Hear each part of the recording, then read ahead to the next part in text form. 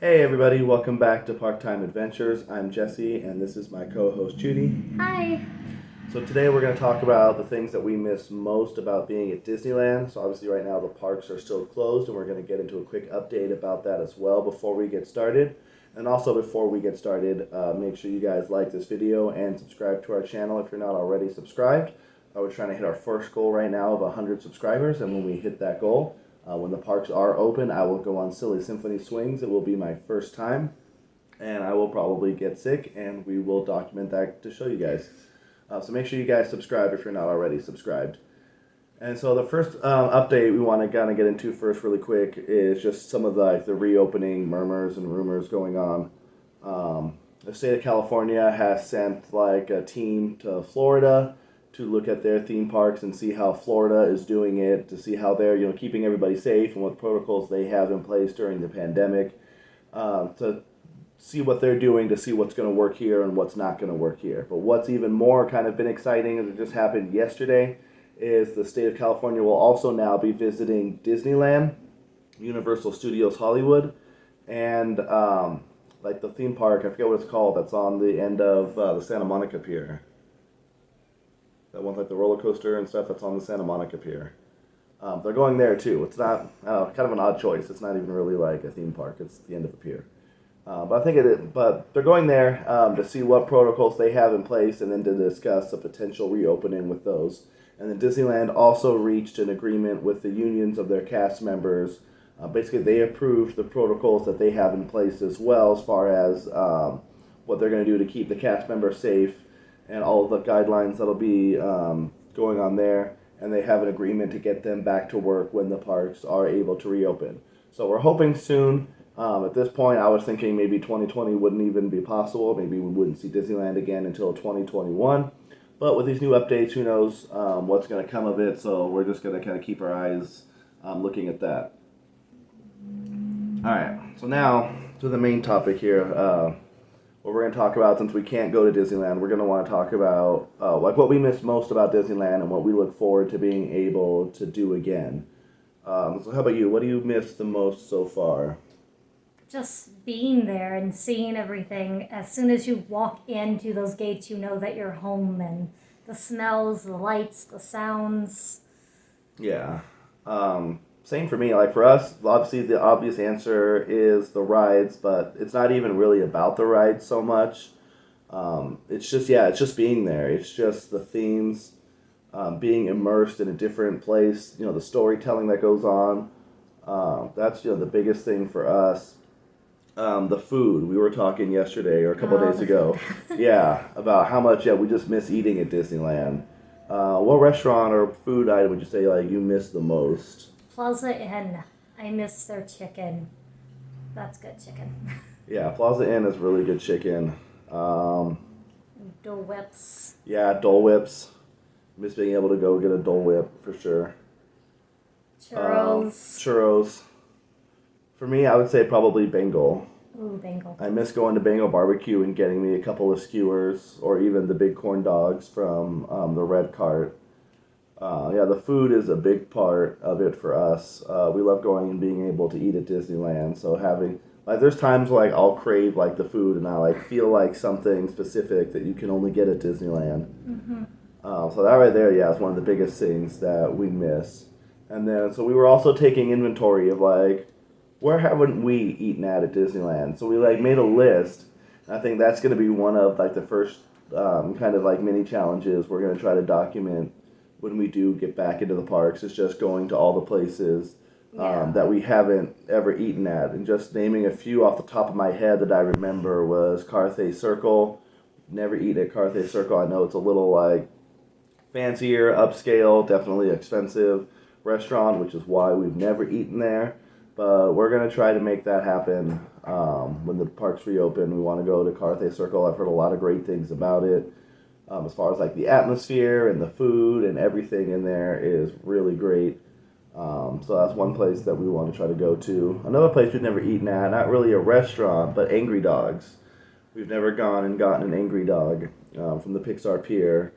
So that's something that we're going to try too. And then just, yeah, we had like a whole list compiled of just places we've never eaten at. I know another popular one is the Cozy Cone. While we've eaten at the Cozy Cone, we've gotten like ice cream and churros and other stuff from There's there. still more there we need to try. No, there's the signature dish we've never tried. What is it, the chili con cone? The chili yeah, that one. Yeah, we've never gotten that. That's like the signature dish at Cozy Cone that everybody gets and everybody talks about, and we've never had that either. So definitely one thing we are looking forward to going back to Disneyland is the food. Another thing is just like the scenes, the atmosphere. What are like some of your favorite like just scenic places or things to see at Disneyland? Really just walking down Main Street, just looking at all the shops and all the different decorations and things they have in the windows. They always have different things changing displays. in the window displays and everything. Yeah. And it's just so nice to just walk down Main Street and look at all of that. Yeah, see all the window displays, do like a little like literal window Especially shopping. during holiday times and stuff like that, Yeah. when they have it decorated for holidays. They have pumpkins for Halloween or Christmas stuff for Christmas. For me, my favorite would be that area like right outside New Orleans Square, kind of along the river. I miss just watching the boat traffic go by, seeing the river, seeing Tom Sawyer Island, walking through the little streets and corridors of New Orleans Square. That's definitely one of my favorite places of the park. And then obviously too, Star Wars Galaxy's Edge. I miss walking through the streets of there, seeing the stormtroopers walking around, just the atmosphere that land builds. Seeing the Millennium Falcon. Again, not even talking about going on rides, just being in the lands. Like, even if they would just open it up and let us walk through, like, I would be satisfied for a little while. But that's definitely, something that we miss. Another we mentioned was, like, the smells. What would you say are some of, like, your favorite smells that you definitely miss? Definitely the popcorn. As much as I don't like popcorn as that much, it smells amazing when you walked past a popcorn cart at Disneyland, and that's just that signature Disney smell. Yeah, the There's popcorn just around popcorn like Main Street everywhere. and stuff like that. It's definitely I would say again just walking down Main Street too and smelling like all the things cooking and baking, like the candy shop, or walking by Carnation Plaza, all those smells. Oh, you can smell the chicken when you pass by Plaza you can and smell the going chicken. into Tomorrowland. It's just one of those things about like being in Disneyland. The churros too. How many times though I just walked by and I smelled a churro cart and be like, all right, we're gonna go get a churro. Like Disneyland definitely does a good job with the smells and creating that atmosphere. Another one too would be like obviously the water in Pirates. Oh yes, the that Pirates like water, salty that like sea smell. stuff that they put in the water. And just it's one of those instantly recognizable like Disney smells. Like you walk in that building and you're like, okay, I'm on Pirates. I'm at Disneyland. So that's definitely one of our favorite things. It just builds the atmosphere. Another thing too would just be atmosphere. Like I said, walking down New Orleans Square, Main Street, Star Wars Galaxy's Edge, and just being immersed in the environment that you're in is definitely one of the things I miss. So now we are going to talk a little bit about rides. So we've been talking about this for a long time. The first thing we want to do when the parks reopen is go on the train. The Disneyland Railroad. Take the Grand Circle tour around and see everything that we've missed so much. Yeah, so just kind of soak it all in, take that train ride around. But then the question lands, what's next? What's the second thing we want to do after that? For me, it was the Matterhorn. It is one of like the most classic Disney experiences. For me, it reminds me of like, being a kid when we would go and just seeing the Matterhorn when we would be driving to Disneyland and seeing the Matterhorn off in the distance, knowing that, hey, we're close to Disneyland. So to me, seeing the Matterhorn and now being on the Matterhorn is just one of those classic Disney experiences. What would be your second ride behind the Disneyland Railroad? Well, I would think my second ride would be the ride we always end up seeming to go on as soon as we get to Disneyland is Jungle Cruise. Yeah. It's such a Disney ride. You feel like you're at Disneyland as soon as you get on that boat. And it was actually my first ride ever when I first went to Disneyland. Yeah, and it's more of the convenience factor of just you're in the park. Just right there at the corner. Yeah, you make that first left into Adventureland, and it's the first ride right there. So when she went for the first time, yeah, it ended up being the first ride that she went on. So yeah, that would make sense to be the first ride to go on again when we return. Because again, it wasn't even anything planned. It was just the convenience factor of it being right there. So yeah, definitely the rides we definitely miss. Obviously, going on Rise of the Resistance, like it had just opened up. You know, what, 2 months? It would open about 2 months before Disneyland had closed. So yeah, not even being able to go on that. We barely kind of got to experience that ride. I mean, we went on it a few times. I would say probably at least 5 or 6. Yeah. We got to go on it before it closed down, just because we were going like every week trying to get those boarding passes. That's another thing I miss. The morning like lottery with the boarding passes and everybody would wake up crazy early in the morning just to get there early enough to but just the clock turning 8 and yes. everybody on Main Street holding up their phones and cheering and getting that boarding pass. That became one of like the big phenomenons of Disney.